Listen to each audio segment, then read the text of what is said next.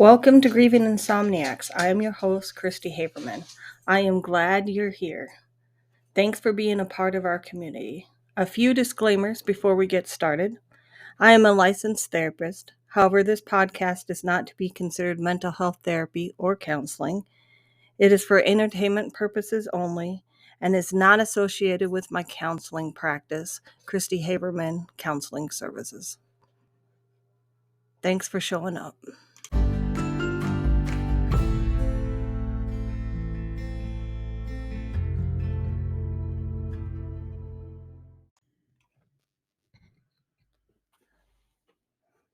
Welcome to Grieving Insomniacs. This is your host, Christy Haberman and Kai the Wonder Dog. I am pleased to say that Kai the Wonder Dog made it through her surgery. I didn't record last week. I apologize for that because I wanted to spend some time with her. With her advanced age of 13 years, I was questioning whether or not she would actually make it through the surgery. I was going to record on Tuesday because I had to stay home from work because a poor girl was in so much pain and needed to be monitored. But she wouldn't let me leave her side. And so, unfortunately, I was absent for the whole week.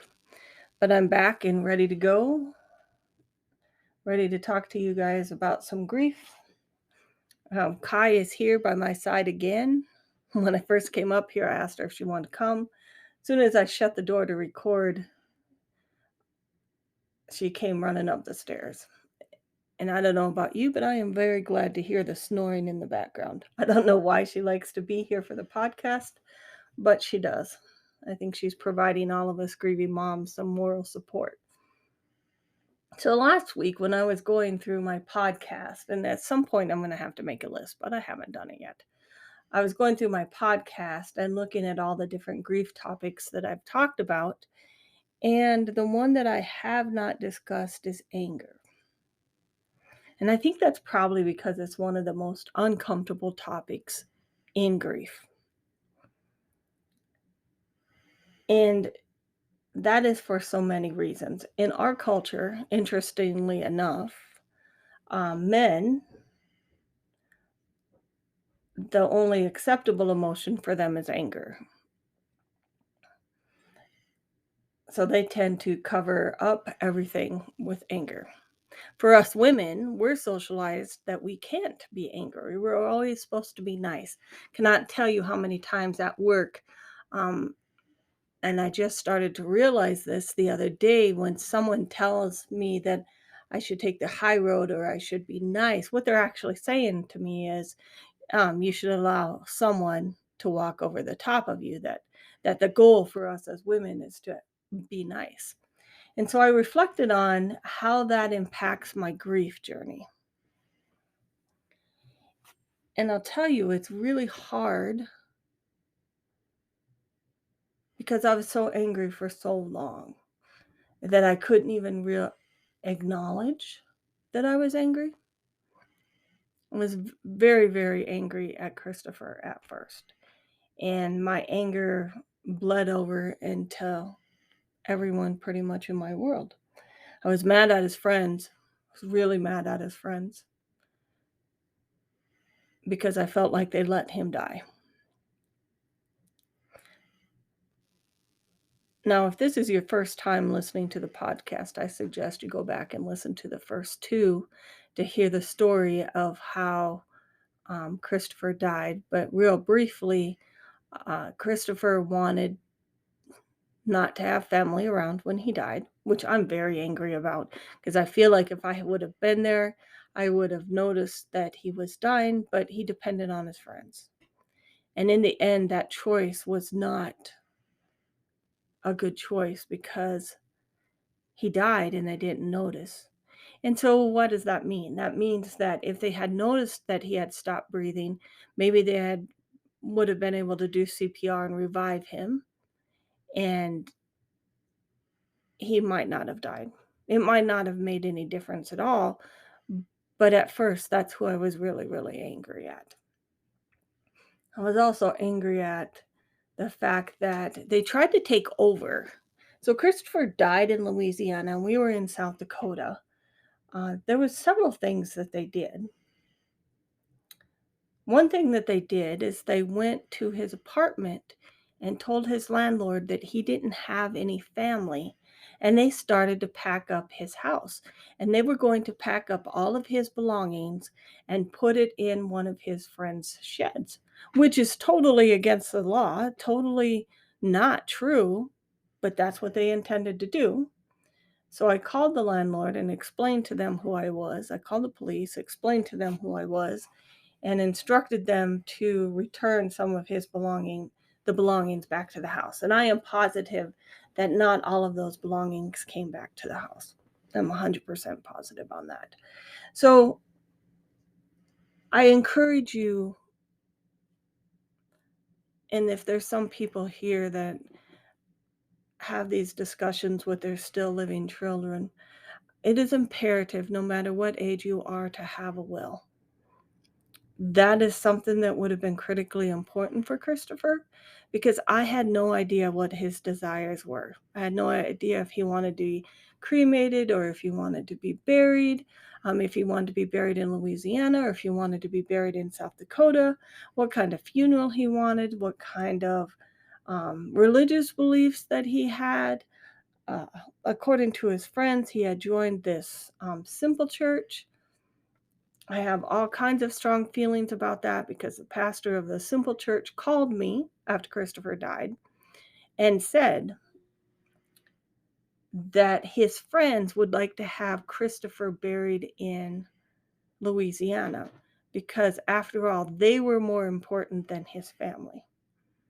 So I decided to test said pastor and told him that if he was interested in, performing a funeral for Christopher, that he could come to South Dakota and perform the funeral if he felt so strongly and was so close to Christopher, to a church he'd only been to twice. But okay. And he declined, saying he had a job. In my mind, he really didn't know Christopher that well because Christopher was really attached to his mother. And it took me a long time to accept that his desire to not have me there while he was sick was to protect me. And that's what I choose to believe. His friends will tell you other, but they didn't really know him. I don't think they really knew him. So the other thing so I had these little episodes where my anger would come flying out. So it came flying out at his friends, came flying out at the pastor.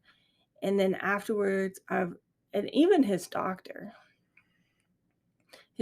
called and said Christopher was a healthy 25-year-old male, and there was no explanation for why he died, and they wanted to do an autopsy.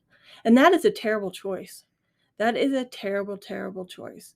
And I chose to not have them do the autopsy. Because did it matter that he died? Not really. He was already dead. But the thought of you wanting to cut up my child was horrific. And I couldn't do it. I couldn't do it. Just like trying to consider cremation or burial, I couldn't bear the thought of his body burning up. Oh my God, it was just horrific. And I was so angry about having to make these choices. I was so angry, and I was getting kickback from everywhere. I was getting kickback from his friends. Um, I was getting kickback from mainly the friends, but from family to a certain degree, who all had opinions about what should happen and why he died. And man, I was just angry. I was just angry, angry, angry. And it took me a long time to reconcile my anger, because the person that I was angriest at, I couldn't allow myself to be angry at, because I was angriest at Christopher. So when I found out that he had Hodgkin's lymphoma, Like, I didn't Google it before he died, but I did afterwards. And there was a couple of key moments that I remember distinctly. One was walking into his apartment, and it smelled like smoke so bad. Like, you could clearly tell that Christopher was a chain smoker. And I had no idea. I had no idea the amount of smoking that he had done. Now, I don't know if it was a 1 pack a day, 2 pack a day, but by the smell of that house, it was a 2 or 3 day um, habit. The other thing that I found in his house, and I think I've talked about this on another podcast, one of the other things that I found out in his house was there was an awful lot of alcohol. And he's 25 years old. Like, that's somewhat normal. But from a very young age, I told Christopher, I told both my boys, we have a strong history of alcoholism and addiction in our family, and it is just not a good idea for you to go down that path. But he did. And one of his really good friends told me that he was trying to quit drinking. So I'm a substance abuse counselor. I'm a mental health counselor. I know what trying means. That means you can't quit. So when I looked at Google and said, what are the causes of Hodgkin's lymphoma? It's found in white males in their 20s that drink and smoke too much. So then I just got angry again at Christopher. Because there was a long period of time, probably from, and if any of his friends listen to this podcast, they're probably going to really be mad at me. But they all drank and partied heavy, like heavy. And it makes me so angry that they are able to go on with their lives, get married, and have children, and he did not. Because it goes back to that question of why him, why not them? And some of them actually have chosen to never talk to me again because I didn't allow Christopher to be buried in Louisiana. But you know what? His family's more important than his friends, at least in my eyes. And if it would have been Christopher's wishes, if I had known them, I might have. But I didn't know. And I wanted him home with me. And so I made my choice. And so they may tell me the same thing, that Christopher had a choice to drink. Christopher had a choice not to drink. That is true. That is very, very much true. However, the culture that they all participated in was a heavy drinking culture. And I know that when Christopher went to school and he was studying that last year of nursing, he told me that, he was getting a hard time from his friends because he wasn't going out and partying anymore. And he had just had a baby and he had planned to stop the partying, but it was too late. It was too late. And that makes me angry. It makes me so angry that it was too late for him. But I couldn't allow myself to feel that anger for years. I couldn't allow myself to feel that anger because I felt like I was being disloyal to Christopher. So for a long time, I kept Christopher on this pedestal, this place that he wasn't human, that he didn't make human mistakes, and that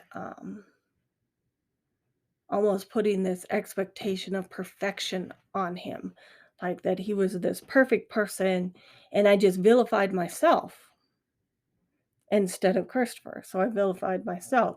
So it was my fault that he was an alcoholic. It was my fault that he was a smoker. It's because I didn't parent him right. It was because we moved back to South Dakota when he was 18 and he chose to stay in Louisiana. And so if I'd have been in Louisiana, I could have stopped this trajectory of this path. But that is actually not the case. But at the time that right after he died and for years afterwards, that's where I was. That somehow I caused it. And his friends, oh, his friends, the I don't know if he'd call them friends now. I don't know what he'd say about them now. Because I truly believe up there he can see their motivations. He can see their intentions, and I think he might be surprised at what he found out when he died, but maybe not. Maybe not.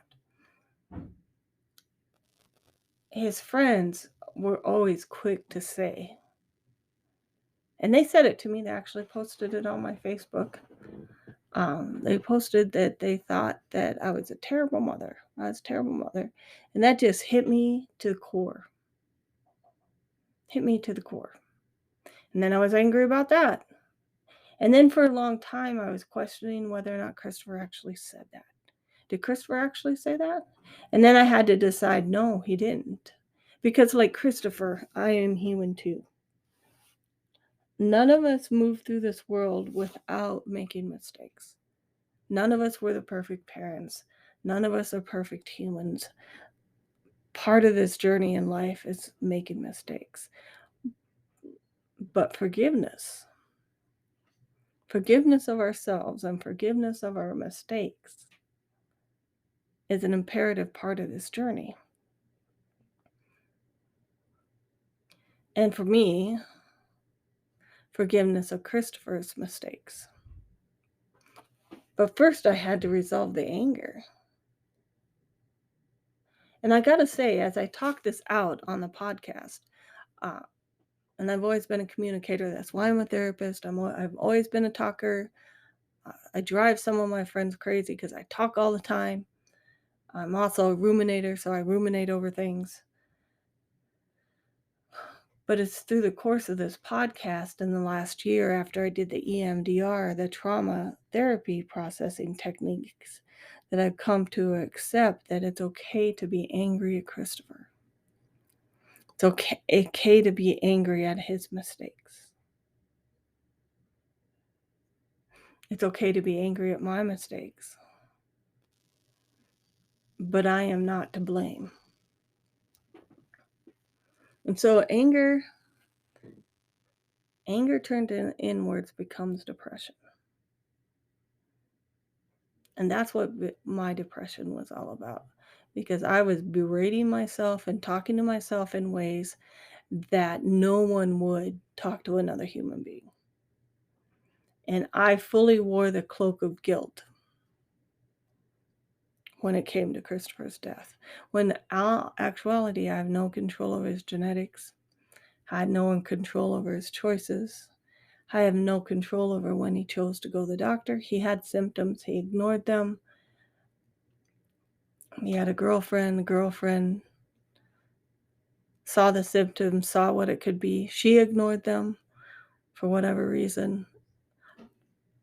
You know, fate just led us to this place.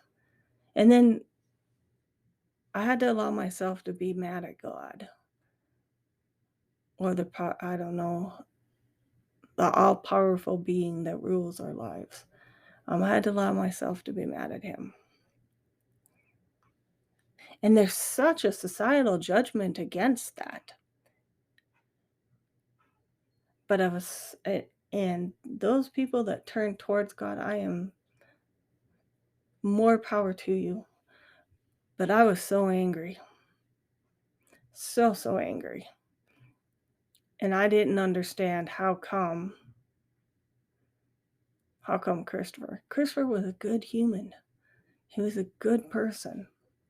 And there's all kinds of evil people in the world. I'm sure that those of you that have had your children die, you look around you and you see some really truly evil people and you just don't understand. You don't understand why they get to live. See, that's the hardest thing too. Also, it's like if Christopher had been murdered, but the person that murdered him was still alive, I don't know how I'd cope with that feeling of anger that I would have towards that person because they took something so valuable from me. And that's kind of how I feel about a higher spiritual power is, you took something from me. How dare you take something from me? And no matter how you pretty that up, it was still taken from me. And it feels like a punishment.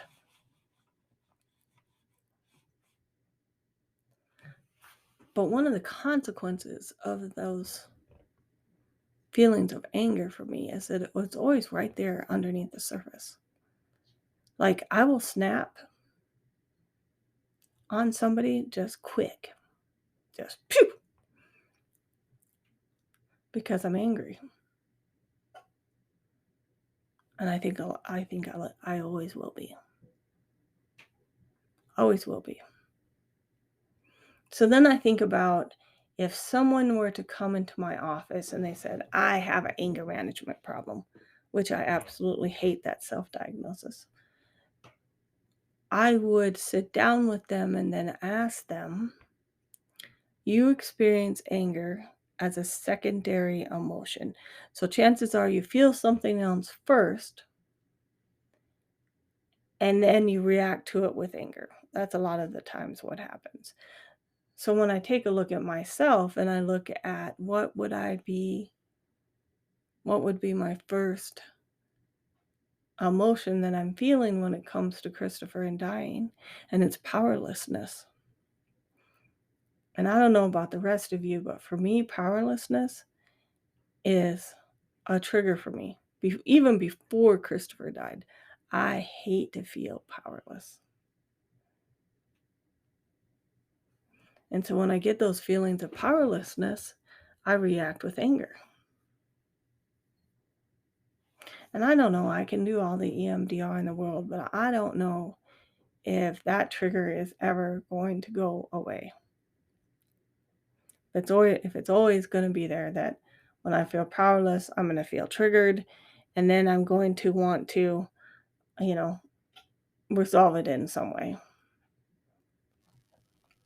Usually it's verbally. But a lot of time it shows up as anxiety and depression in myself. Because I tried to be, i.e., nice. It's funny in the workplace. I consider them boundaries. I say, this is the line, don't cross it. And I get told I'm too harsh. Well, don't cross my line. Especially the males. They can cross the line all the time. They can slam their fists on the desk. They can do whatever, but don't you put that line there. It's just interesting. It's just an interesting dichotomy. But back to the feelings of anger. So it's the PTSD effect of it that makes me powerless. So when I put all of those together, it's yes, I was powerless over Christopher dying. I was powerless over Christopher's choices. I was powerless over his medical care. I was powerless over the fact that the doctor chose the wrong chemotherapy treatment, or when they went into the hospital, they didn't hook him up to the correct monitoring equipment. I was powerless over all of that.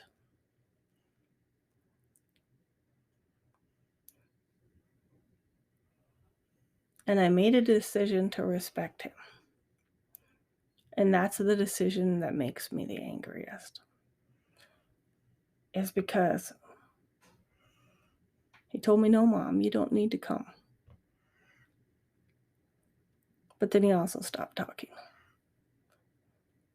So if I had ignored him and went anyway, what would that have been like? Would it have been different? That's one of those truths I'll struggle with all of my life. And it's kind of scary because I definitely believe in this whole life review. And I don't know if you guys have ever heard what a life review is. So a life review is after you die, you get shown your life. And I've actually talked to a couple of people that have experienced this when they've had near-death experiences. And you get to see the consequences of every choice that you made and what the other possible consequences would have been. And I am going to be devastated if one of those consequences was if I had gone, Christopher would still be alive. But then you're dead. What can you do about it? But I think the feelings would still exist. I don't know. I think that would be very, very, very hard one to cope with. And you would think that I'd want to know the answer to that, but in some ways I don't. I don't want to know the answer to that. So what do we do with our anger? We have to find a way to express it. So I had journaled a lot. Like I had from when Christopher first died, I had pages and pages and pages of journaling. I can't remember what happened. Something happened, and I was like, you know what? If I die, I don't want anybody reading this stuff. I don't know if, I think it was when my mom died. Yeah, it was when my mom died, and I was like, you know what? I don't want Colin to come into my house and find all of this stuff and read it. So I burnt it all. But when it comes to doing this podcast, I think there would have been a lot of podcast ideas in there.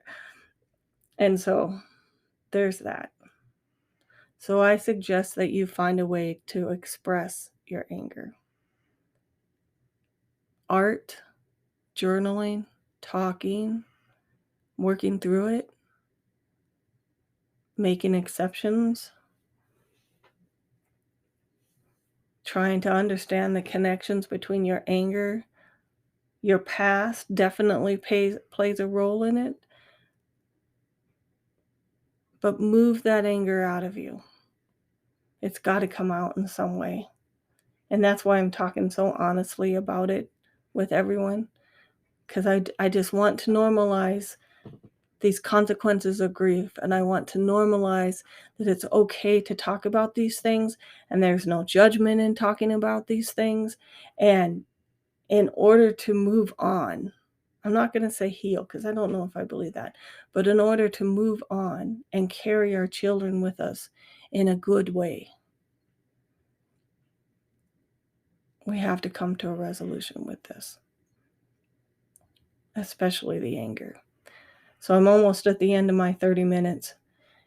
If you want to come on the podcast, please send me a message. I would love to have you.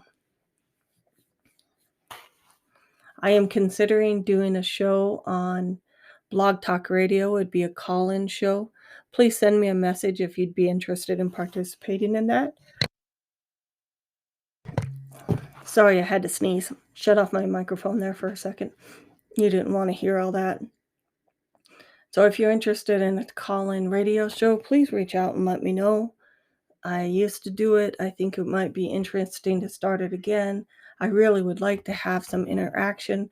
I'm not all that interested in a Facebook Live or an Instagram Live. I'd like to have a little bit more control over it, where Blog Talk Radio, I can admit people or not admit people as I see fit. If this is something you're interested, please reach out. Also, I'll be posting over on Facebook some affiliate links of some therapy recommendations that I have, like books, journals, those kind of things. If you're interested in purchasing them, please reach out on Facebook, click the link. Full disclaimer, I do get a portion of the proceeds if I make any sales in the next 6 months. I don't know that I will, but I'm trying.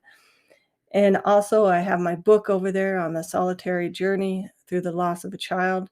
Thank you for whoever read it in October and September. I saw that I had sold a couple of books, and I was like, wow, I didn't think I'd sold anything since 2018. So thank you for whoever did that. I just want you to know I noticed that.